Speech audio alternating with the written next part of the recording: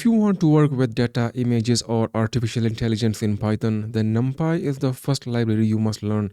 In this video, I will teach you how to get started with NumPy and how to create arrays with clear explanation of every single line of code. Hello everyone and welcome back to my channel. In today's video, we are starting our NumPy series. This lesson is focused on getting started with NumPy, installing NumPy, importing NumPy, and creating different types of NumPy arrays. I will explain each line slowly and clearly. So NumPy is a Python library used for fast numerical operations, scientific computing, data processing, and computer vision. And the main object in NumPy is called an array. So the very first thing is installing NumPy. If NumPy is not installed on your system, open your terminal or command prompt and type, let's say, pip install and then NumPy. So pip is Python's package installer, and install tells pip to install a package, and NumPy is the name of the library, and you only do this once. So I have already installed NumPy. So once you have installed a NumPy, you will simply open your Python file or Jupyter notebook in my case, and then we'll simply type import NumPy as np.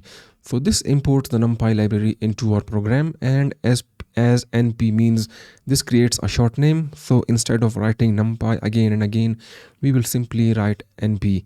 This is a standard practice in almost all Python projects. Now let's create our first NumPy array. So we will simply declare a variable equals to np.array, and then in the brackets we will provide Python list. So let's print arr. Now here np.array is a NumPy array function, and here in the brackets we are providing Python list, so it will be converted into NumPy array, and this variable is a NumPy array object. Let's execute the code, and the value is NumPy array. An important note for the beginners is that a NumPy array usually stores elements of the same data type, and this is one reason why NumPy is very fast. Using NumPy, we can create different dimensional arrays, and the very first one is zero-dimensional array, or it is also called a scalar array. Let's create a zero-dimensional array is equals to np.array, and in the bracket we will simply pass the single value, and that is 10, and let's print the value a, and let's execute the code, and the result is 10. So we are passing a single number, and NumPy creates a zero-dimensional array, also called a scalar array. Let's create a one-dimensional array now. Let's say b is equals to np.array, and in the brackets pass a list. So you'll pass a list, basically 10 dot 20 dot 30 dot 40. So this is basically now a one-dimensional array. Let's print, and we will get a list. So here we pass a list of values. This creates a one-dimensional array, and we can also check the number of dimensions using print b.ndim. This will tell us the number of dimensions. So this is a one-dimensional array. You can also create two-dimensional array using NumPy, and it is also called matrix-like structure. Let's say we have a c variable, and c is equals to np.array and round brackets. So in the round brackets we will type square brackets, and in the square brackets again we will type square brackets, which will act as a two-dimensional array, and let's say comma, and then we have again square brackets, and in the values 4 5 6, and let's now print c, and let's execute the code. Now this is basically list of a lists, and each inner list becomes a row. Now let's verify the number of dimensions. We can do that using print.c.ndim, and let's execute the code, and the result is 2 because it is two-dimensional array. Let's understand the shape of an array. Let's simply print c.shape, and let's execute the code. So now here 2 means row and 3 means columns. So we have 2 rows and 3 columns. Now if you are curious about how many elements are inside the array, we can find that. Let's say print c.size,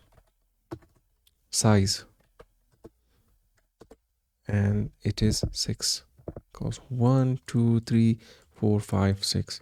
NumPy also allow us to create an array filled all with the zeros.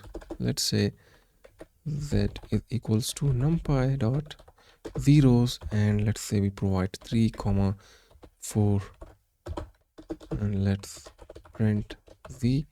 Let's execute the code, and the result is obvious. And where is the error? Because we have missed round brackets. Now let's execute the code. Now we have all the zeros, and here 3 means rows and 4 means columns. So we have 3 rows and 4 columns. But for some reason, if you are not interested in creating arrays with the zeros, you can also do that with the ones. You can create an array that is filled with the 1.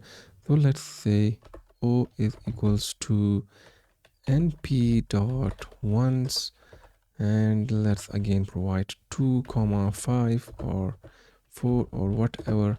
Let's print O, and let's execute the code, and the result is filled with ones because we have 2 rows and 5 columns. We have now 2 rows and 5 columns. NumPy also has an arange function to create an array. Let's say r is equals to numpy dot arange and 0 and 10. Let's print r, and let's execute r. So we get 0 till 9. So here it creates values starting from 0 up to 9, and 10 is not included. And if you also want to include a step size inside an arange function, you can also do that. Let's say we have 10 value, and let's say we provide 2. So now let's execute the code and we will get even numbers.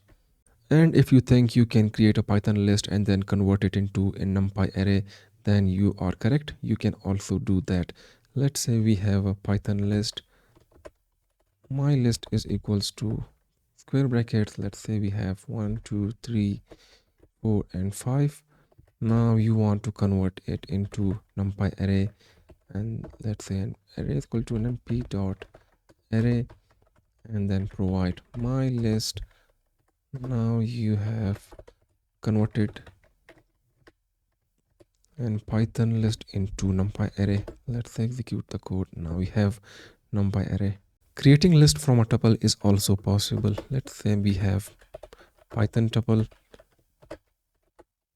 tuple.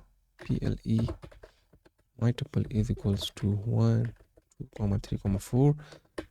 Let's array 3 is equals to np dot array and my tuple, and we have now converted tuple into NumPy array.